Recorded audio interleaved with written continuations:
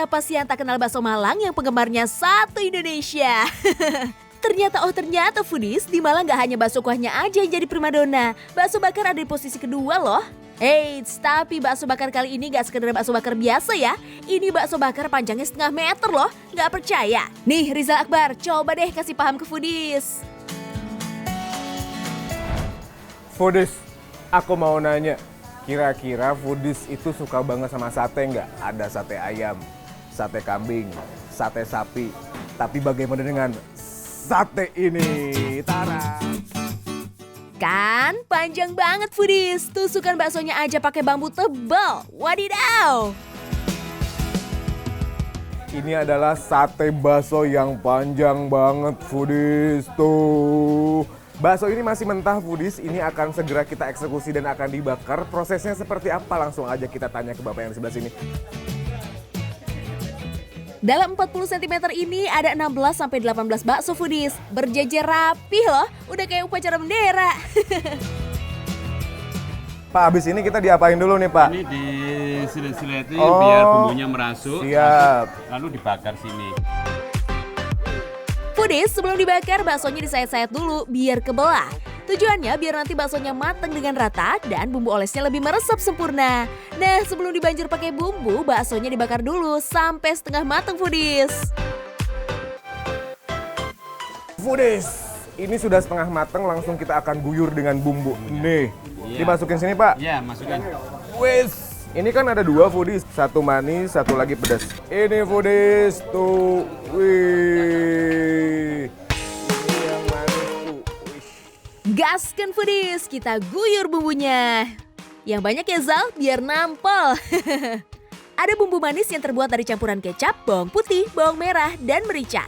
Nah, kalau bumbu yang lebih merah ini jelas dong, ini bumbu pedasnya. Komposisinya sama kayak bumbu manis, cuma ada tambahan sambal ulek yang dijamin pedas bingo deh foodies. Wah, warnanya sudah berubah foodies, sudah lebih menarik. Dan kita tinggal menunggu matang, kita bolak-balik aja foodies tuh, kayak gini. Foodies, warung bakso bakar Trowulan ini salah satu yang legend di kota Malang. Karena udah eksis dari tahun 1999. Penggemarnya juga dari mana-mana, rame terus. Bayangin aja, seharinya bisa habisin sekitar kurang lebih 3.000 biji bakso foodies. Wadidaw! Foodies, akhirnya sate 40 cm ini sudah ada di tangan saya. Ini yang merah ini tandanya adalah yang pedas, yang biru ini tandanya yang manis. Langsung aja kita nikmatin. Let's go! Tusukan pertama. Wah, ini baru bakso bakar beneran foodies. Rasanya mantap banget, dagingnya berasa, pedesnya enak, udah gitu aroma arang pas dia dibakar itu bikin bakso bakar ini jadi lebih spesial, ditambah lagi dengan ukuran yang sepanjang ini foodies. Kurang pedas? Tenang, kuahnya kita guyur lagi ke baksonya. Pedas cabai dan rempah nyatu banget dengan bakso bakar yang smoky foodies, lazis. Selain kita bisa makan begini foodies, normalnya di tempat ini tuh kita bisa nih seperti ini foodies. Tuh. Kayak gini. Lalu kita kasih bumbu lagi. Tuh. Dan kita bisa kasih topping yang lain, contohnya kita kasih kecap. Kalau makan rame-rame bisa nih pakai cara kedua ya foodies, biar makannya nggak jadi kayak adu pedang 40 cm. Foodies, aku kasih tahu lagi ya, ini bakso beneran. Kenapa aku bilang bakso beneran? Karena ini tuh dagingnya berasa banget, teksturnya lembut. Luarnya garing foodies, tapi dalamnya juicy itu. Kenyal-kenyal kayak gitu, udah gitu perbandingan tepung dan dagingnya tuh kayaknya banyakan dagingnya ya ini foodies. Lanjut, cobain yang manis Zal. Bumbu manis ini gak sekedar manis biasa foodies, karena pakai campuran kecap yang katanya cuma ada di Malang. Rasanya lebih manis dan gurih gitu deh. Kalau ini, dia lebih ramah di semua mulut warga negara Indonesia. Karena apa? Buat foodies yang gak suka pedas, ini recommended. Rasa baksonya sama seperti yang tadi, cenderung lebih banyak dagingnya, teksturnya juga lembut, garing di luar, crunchy di dalam, juicy di dalam. Udah gitu, yang lebih dominan di sini adalah rasa manis dari kecap. Jadi buat foodies yang pengen ajak keluarganya jalan-jalan makan bakso yang gak pedes-pedes, ini jawabannya foodies. Mantap, enak banget. Pecinta bakso, wajib banget ya berkunjung ke Malang, terutama ke Bakso Bakar Trowulan di Jalan Trowulan Malang, Jawa Timur. Tapi kalau foodies mau kebagian, datangnya jangan sebelum tutup jam 7 malam ya. Datang siangan aja, biar nggak kehabisan. Info-info harga. Satu biji bakso atau tahu dihitung rata ya, 3.500 per bijinya. Jadi kalau bakso 40 cm ada belasan bakso, ya foodies bisa hitung sendiri kan? Jangan lupa mampir ke Bakso Trowulan yang ada di Jalan Candi Trowulan karena buat aku ini recommended banget. Dimana lagi kalau bukan dimakan receh. Menu receh tapi rasanya gak recehan. Abis, ambil lagi ah.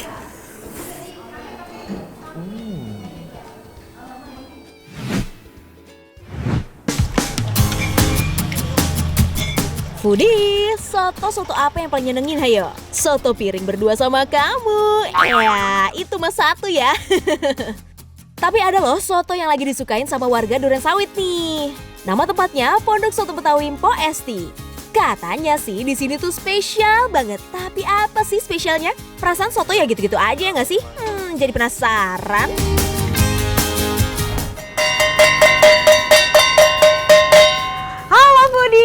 Kembali lagi sama aku Soraya Rashid di sini. Nah, lagi sore-sore kayak gini nih, enaknya makan yang anget-anget kalian. Nah, kebetulan banget aku ini lagi ada di Soto Betawi Po Esti. Terus juga nih, kenapa aku bawa mangkok? Karena aku kan pengen makannya angetnya tetap terjaga gitu loh, foodies. Jadi aku bawa mangkok sendiri yang terbuat dari stainless steel biar kehangatannya terjaga gitu. Seniat itu ya Soraya, sampai bawa mangkok stainless steel demi bisa nikmatin kehangatan soto sampai tetes kuah terakhir loh. Assalamualaikum. Waalaikumsalam. Aduh. Halo Ibu. Ya. Ini kebetulan Soraya udah bawa mangkok stainless sendiri supaya kehangatannya terjaga. Buat apa? Saya juga punya kok kayak gini. Tuh, bisa kita kayak gini. Nanti bisa kita nyalain apinya di sini jadi hangat terus. Yalah, ternyata kalau makan di sini nggak perlu tuh bawa mangkok stainless steel kayak Soraya gini foodies. Soalnya tiap pesan makanan di sini pasti disajikan dengan penghangat makanan. Nggak mau kalah nih ya sama resto, mantul. Nah, uniknya lagi, soto Betawi di sini beda dari soto lainnya nih foodies. Kalau biasanya sobet alias soto Betawi punya isian daging, paru kikil ataupun babat, cuma di sini nih pakai isian mata sapi, cingur, tulang telinga, dan juga kikil kepala sapi. Wow. Wadidaw. Ini Ada telinga. jujur ini unik sih Bu, karena Soraya sebelumnya belum pernah nyobain mata. Tapi ini kelihatannya matanya juga udah sangat amat empuk ya Bu ya. Gak cuma itu ya foodies, kuahnya juga spesial nih. Selain pakai santan, juga pakai susu UHT. Bumbunya juga otentik ya, menggunakan resep rahasia turun-temurun asli Betawi. Jadi soal rasa dijamin otentik ya foodies. Selain ada soto Betawi, di sini juga punya sop iga dan juga soto ayam loh foodies. Sop iganya pakai iga lokal ya. Alasannya kalau pakai iga lokal, dagingnya lebih banyak dan tulangnya lebih kecil. Jadi pembelinya lebih puas.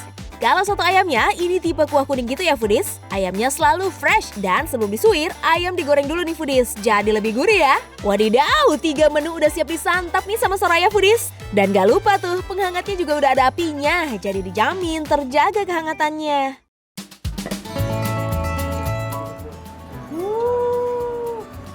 Foodies, ini dia yang tadi aku racik, soto Betawi spesial Po Esti. Ini ada sop iga dan ini soto ayamnya.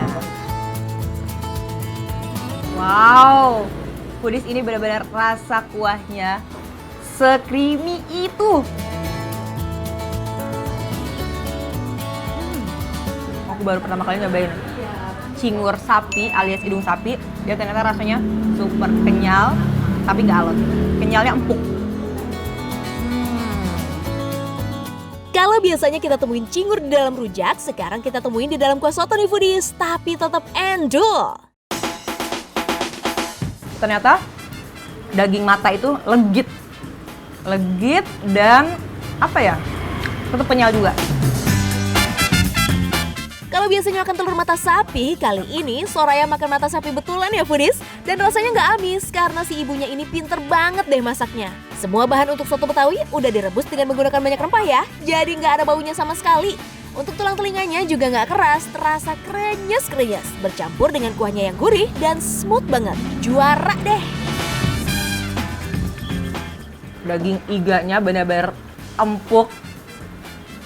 Tadi lihat kan, yang nempel-nempel ke tulangnya itu benar-benar gampang banget, effortless banget buat digigitnya, lepas dari tulangnya itu gampang.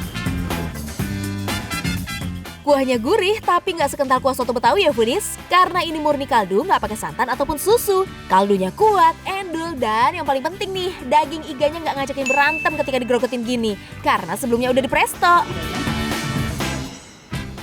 Rempahnya itu selain lebih ke kunyit sama ada rasa, ada jahenya, terus ada, aku sih di sini merasakan rasa selain jahe ada lengkuasnya juga.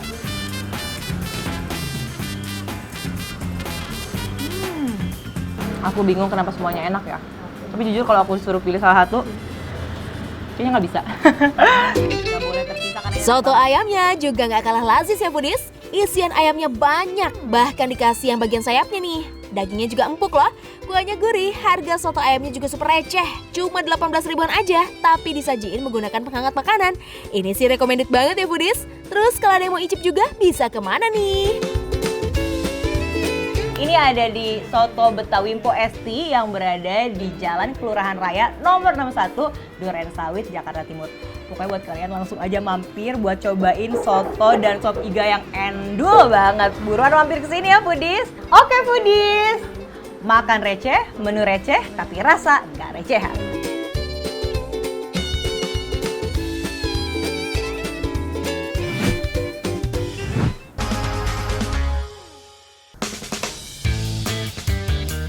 Foodies, jatuh cinta katanya sih sering bikin lupa daratan ya. Dunia serasa milik berdua.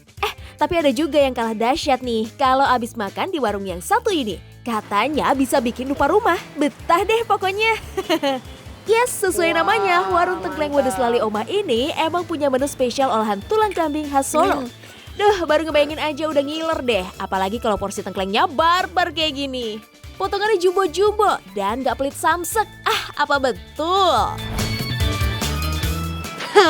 Nah ini dia nih foodies, jadi namanya Lali Omah, bukan lupa rumah.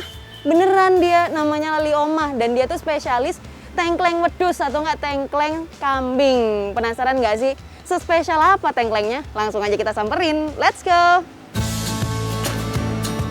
Kalau datang ke tempat makan yang satu ini, vibes-nya berasa jalan-jalan ke Jawa Tengah foodies. Gak cuma suasananya aja, semua menu di sini juga khas banget loh. Definisi bikin lupa rumah.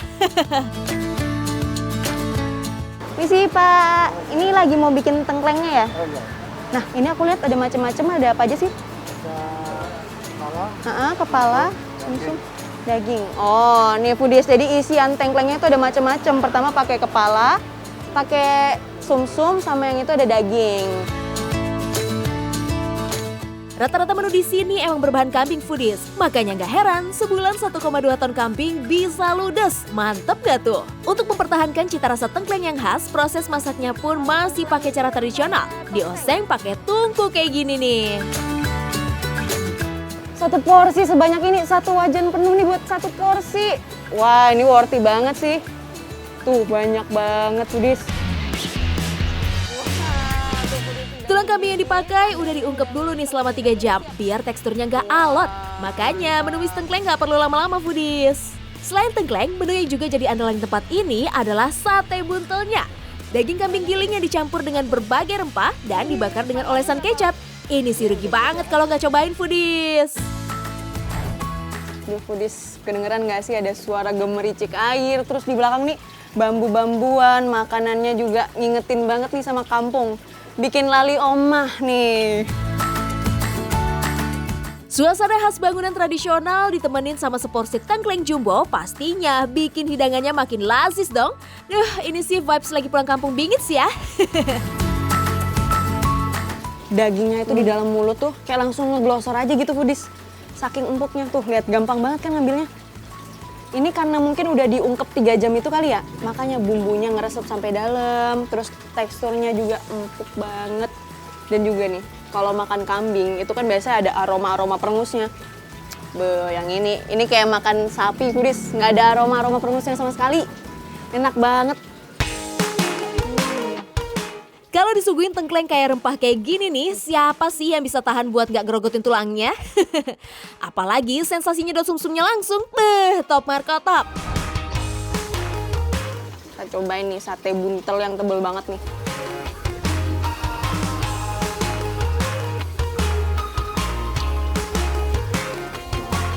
Ketumbarnya berasa banget. Aroma bakarannya tuh juga kuat banget, coba bayangin. Bumbu rempahnya itu nyampur sama aroma bakaran, terus juga dagingnya nih. Dagingnya tuh lembut karena udah digiling sebelumnya. Tuh jadi kalau misalnya kita akunya, enak banget foodies. Foodies, buat yang anti banget sama kambing, bakalan ketagihan deh begitu nyobain sate buntel ini. Beragam rempah yang dicampur dengan daging giling, bener-bener ngilangin aroma perengus khas kambing. Apalagi kalau ditambah legitnya sambal kecap, nggak bakal berhenti ngunyah deh. Kalau tadi sate buntelnya tuh yang tipikal lembut gitu. Kalau ini kenyal foodies. Jadi kalau misalnya mau variasi ini teksturnya, cobain juga nih sate kambingnya yang teksturnya kenyal tapi bumbu rempahnya tuh juga nggak boleh diremehin. Ini aja belum aku campurin pakai tadi sambal kecapnya, udah enak. Udah gurih, nggak ada bau perengusnya sama sekali. Ini sekarang kita banjirin nih pakai sambal kecap nih. Nah, gimana foodies? Udah ngiler belum sama beragam olahan kambing di sini? Udah deh, nggak usah mikir 2 kali ya. Selain dijamin lazis, nggak bikin kantong pes juga kok. Mulai dari 30 ribuan, foodies sudah bisa nyobain menu di sini. Nah, foodies kalau penasaran rasanya gimana, terus pengen ngerasain nih suasananya yang bikin berasa pulang kampung, langsung aja datang dan nggak perlu jauh-jauh ke Solo atau Jogja. Tinggal ke daerah Bintaro, ke Tengkleng Wedhus Lali Omah. Makan receh, menu receh, tapi rasanya nggak recehan.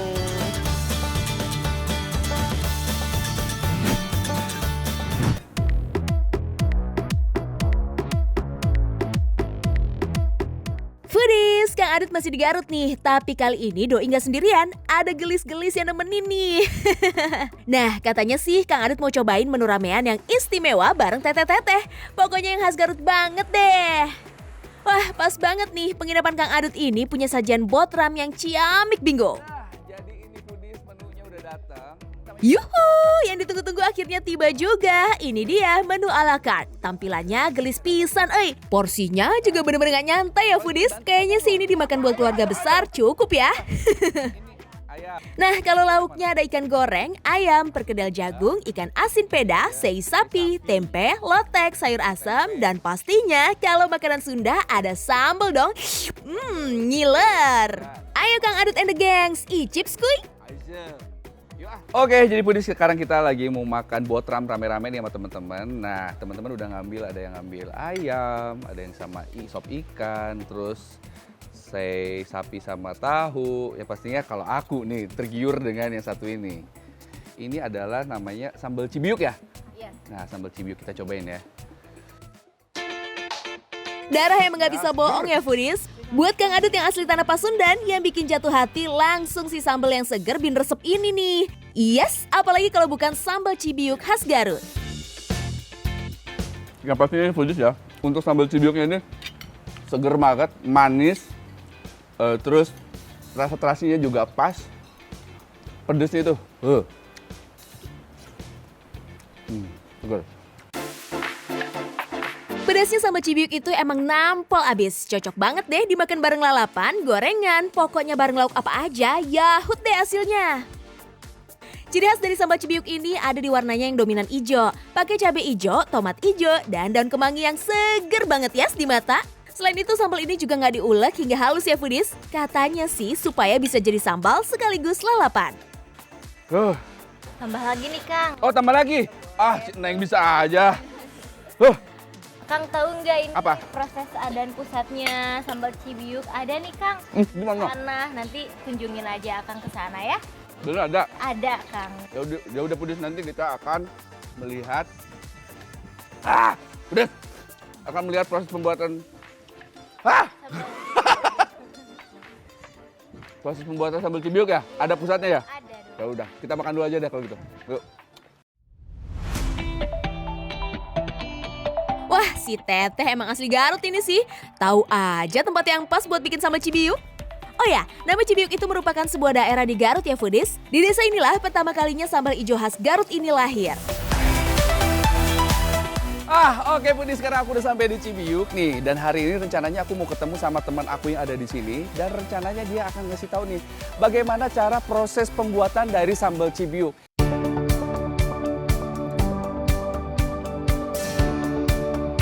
Nah, ini dia nih temannya Kang Adut, Kang Rosat namanya. Si Akang ini udah bikin sambal cibiuk di salah satu pionir tempat makan yang mengangkat sambal cibiuk sebagai menu andalannya. Kalau kayak gini sih terjamin ya foodies, rasanya otentik. Coba bahan-bahannya apa aja sih Kang untuk bikin sambal cibiuk? Ya di sini ada bahan-bahannya. Yang pertama ada tomat hijau. Ada tomat hijau nih, Ya, tuh Budi. hijau. Terus Segar. Kedua ada cabai-cabean. cabai-cabean. Ingat ya, Cabai-cabean. cabai, bukan cabai-cabean. Nah, Pertama cabai domba. Kalau di itu mah kan cabai. cabai domba yang mana? setan, Yang merah. Oh, ini cabai domba. Iya. Cabai gendot. Ya ini cabai rawit. Oh, ini cabai Ya, rawit. rawit hijau. Ada bawang putih Bawang putih, sama kencur. kencur, Iya. gula dan Ya, terasi. Iya, terakhir sama terakhir ini garam. Terus ada apa ini? Kemangi ya, Kemangi. kemangi sama garam. Pertama-tama, ulek kasar kencur, garam, cabai merah, dan cabai hijau. Lalu tambahkan terasi dan gula merah. Tumbuk juga tomat hijau hingga hancur. Kemudian campur dengan daun kemangi. Dan jadi, sederhana kan foodies? Oke, Kang ini kan udah siapin nih, coba siapin, bantu lagi. Nah, Foodies, jadi sambil si Akangnya nyiapin, kayaknya nggak afdol gitu ya kalau misalkan kita cuma nyobain sambal cibiuk doang, nanti kita juga ingin pesen sama si Akangnya sambal-sambal lainnya. Tapi yang pastinya biar Akang aja yang buat nih, biar saya nanti nunggu aja di sana ya Kang ya. Kalau udah di tangan Akang sambal, kayaknya udah aman ya foodies. Kalau kita bantuin, yang ada malah jadi amburadul lagi ya. Oke Foodies, jadi semua menu masakan yang tadi saya pesen udah ada di meja sekarang semuanya. Nih Foodies, Kang Adut kenalin satu-satu dulu nih. Ciri khas sambal cibiuk yang ada di sini semua. Salah satunya ini adalah sambal cibiuk yang original nih, yang hijau gitu ya. Tomat hijau, ini sambal cibiuk tomat merah. Nah ini sambal jeletot, terus ini ada sambal cerik tuh. Jadi kalau makan ini kayaknya mesti nangis semua gitu bawaannya kan. Terus ada sambal goang. Nah, sambal cibiuk ini juga ada yang warna merah foodies. Bedanya kalau yang merah diulek lebih halus daripada sambal ijo. Makanan di depan Kang Adut nggak boleh dianggurin sih. Cus Kang, ambil nasi tutuk oncom plus lauknya ikan asin dan jengkol. Pastinya sama sambal juga dong, sikat. Nih Foodies, sini cobain dulu. Sini, kurang deket. Oke, bismillahirrahmanirrahim. Jadi rasa sambal cibiuknya itu sendiri, yang pasti seger. Karena mungkin dari tomat gulanya ini ya, yang bikin agak sedikit asam gimana, tapi itu yang membuat segar. Kalau ditanya pedas, nggak usah ditanya lagi, nggak usah diragukan lagi. Pedas itu luar biasa. Karena tadi cabenya aja kan, untuk cabai rawitnya 10. Cabai gendotnya berapa gitu? 7/10. Oh bayangin. Duh, gimana perut nggak insecure ya foodies? Satu porsi sambalnya aja ada 17 cabai loh. Kebayang nggak tuh? Pedasnya no play. Tapi by the way, emang rasanya murni pedas doang nih Kang? Nggak ada rasa lainnya gitu? Rasa yang pernah ada mungkin? Aih.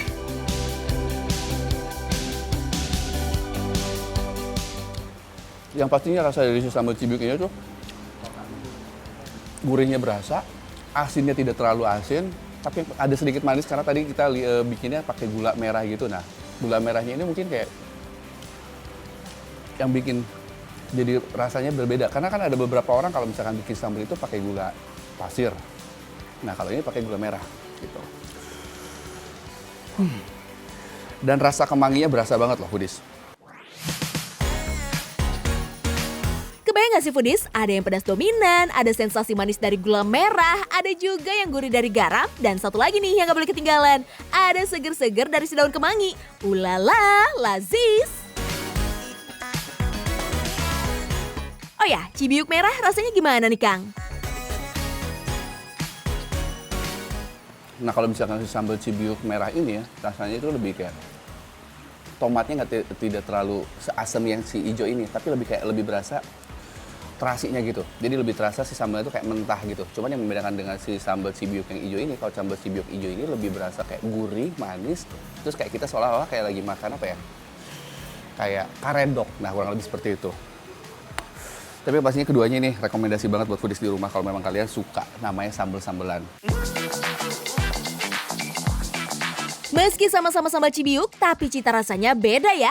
Yang merah ini lebih ke asam segar karena ada perasan jeruk limau. Terasinya juga bikin Cibiuk merah ini sedep banget. Karena nggak pakai kemangi, sambal ini jadi lebih dominan dari cabenya. Aku nyobain ayam bakar pakai bambu. Dimakan bareng ayam bakar bambu, kayaknya makin yahut nih Kang. Ayo Kang, diicipin dong. Sebenarnya kalau misalkan ditanya dari tekstur ayamnya sih sebenarnya sama aja kayak ayam pada umumnya yang digoreng, yang disayur atau itu. Cuman mungkin yang membedakan adalah rasanya.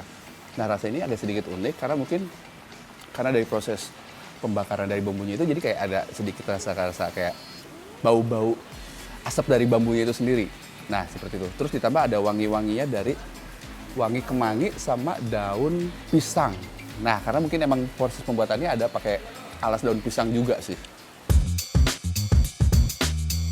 Sambal Cibiuknya nggak ada yang gagal foodies. Semuanya welcome banget loh di lidah. Pokoknya kamu juga harus cobain ya.